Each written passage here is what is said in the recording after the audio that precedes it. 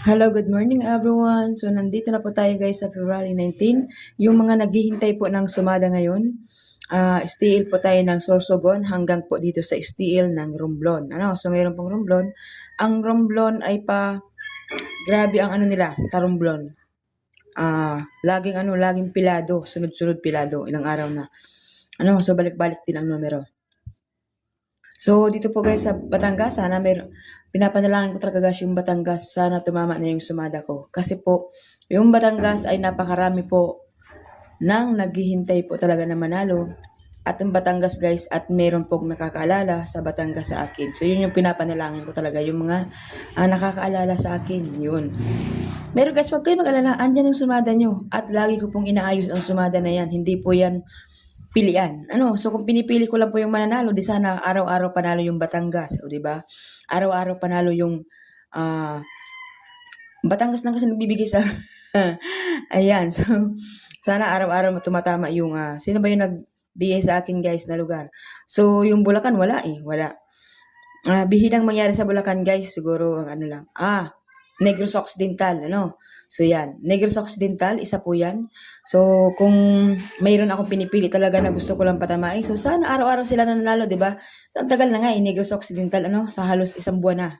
So yung Batangas naman halos mag-iisang buwan na rin naman. So ganun talaga guys ang sumada, swertihan kung lumabas agad. Kadalasan kasi guys, sa pangatlong araw sila lumalabas or di kaya sa ikalawang araw. So ang ano kasi dito guys ay 3 days po talaga expiration ng bawat sumada. Yung iba naman kasi ay atat na atat baguhin yung sumada. Tinatayaan pa lang sa umaga, hindi na po tinayaan ng gabi. So sayang, di ba? So dito po tayo guys sa kabila, baka sabihin nila wala na naman yung sumada sa kabila. So, kumpleto po, So, meron po tayong kabila. Meron po tayo dyan Quezon City hanggang dito sa Pangasinan, So, alam nyo guys, meron sumada sa La Union, So, kahapon, panalo yung sumada ng La Union. So, meron tayong binigay ngayon. So, alam nyo na kung bakit, So, yung Occidental Mindoro guys, hinihintay ko, mag-PM sila sa akin, Kung gusto po nila ng sumada sa Occidental Mindoro, PM po sila sa akin. Tanungin ko kung ano naging problema, So, Quezon City, Zambales, Kalinga, Caloocan, Angeles, Santiago City, Marinduque, Bataan, ayan. Cagayan, Mount Province, Bulacan, Olongapo, Manila City, Marikina. Kasi yung iba ay senior na daw, hindi nila masyadong mabasa. So, kapag senior na po guys, screenshot nyo po, picture nyo, at palakihin nyo po yung sulat. Napapalaki po yan. Kahit po maliit yung sulat ko, napapalaki po yan, screenshot nyo, tapos i-zoom ninyo.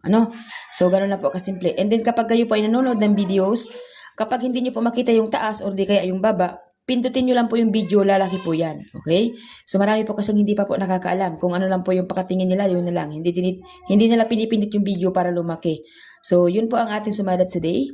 Good luck, everyone.